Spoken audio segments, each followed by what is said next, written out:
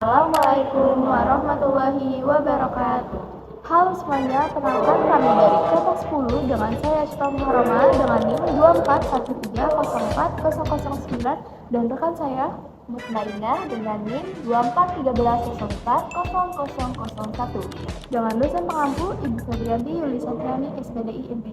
Kesempatan kali ini kami ingin mendemonstrasikan sebuah media pembelajaran interaktif mengenai proses siklus air atau siklus hidrologi.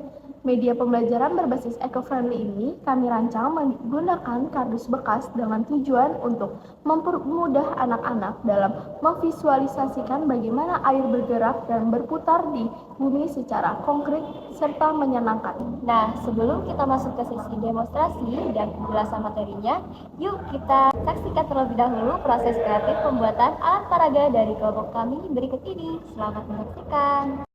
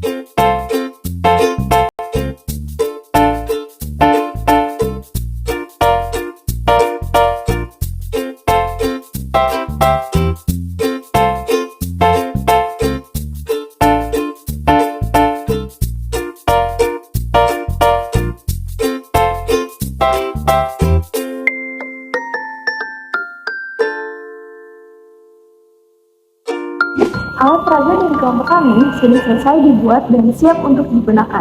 Lalu, pernah tidak kalian bertanya, kenapa ya air di bumi kita ini tidak pernah habis padahal setiap hari kita gunakan?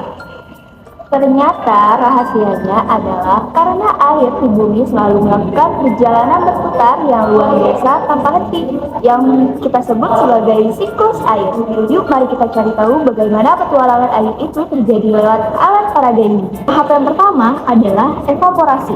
Evaporasi atau penguapan di siang hari, air yang berasal dari laut, sungai, danau, maupun permukaan tanah dipanaskan oleh sinar matahari sehingga berubah menjadi uap air dan naik ke atmosfer kelak.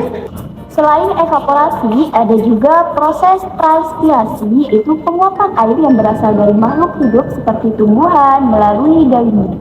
Kedua proses penguapan ini sama-sama menyumbangkan jumlah air di udara kita, teman-teman. Selanjutnya, tahap ketiga adalah kondensasi. Ketika uap air tadi naik ke atmosfer yang suhunya lebih dingin, uap air berubah menjadi butiran-butiran air yang sangat kecil. Butiran tersebut berkumpul bersama dan membentuk awan tebal. Lalu, apa yang terjadi kalau awannya sudah semakin besar, tebal, dan butiran air di dalamnya semakin berat? Yuk kita lihat simulasinya.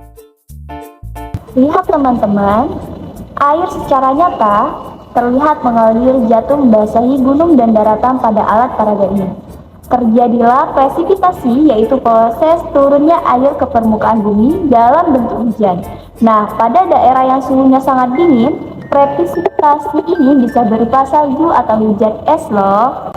Air hujan yang turun ke bumi kemudian mengalami dua proses teman-teman. Proses yang pertama, air akan meresap ke dalam tanah melalui proses infiltrasi dan perkolasi. Air tersebut menjadi air tanah yang nantinya dapat keluar kembali melalui mata air. Lalu proses yang kedua, sebagian air yang tidak meresap akan mengalir di atas permukaan tanah menuju sungai, danau, atau laut. Proses ini disebut runoff atau aliran permukaan. Setelah semua air kembali ke laut, air akan mengalami penguapan kembali sehingga siklus air terus berlangsung tanpa henti. Teman-teman, siklus air ini memiliki banyak sekali manfaat bagi kehidupan kita. Di antaranya, yang pertama menjaga ketersediaan air bersih, kedua mengisi kembali cadangan air tanah, yang ketiga membantu pertumbuhan tanaman, yang keempat mengatur keseimbangan ekosistem, yang kelima serta menjaga kestabilan iklim dan cuaca di bumi.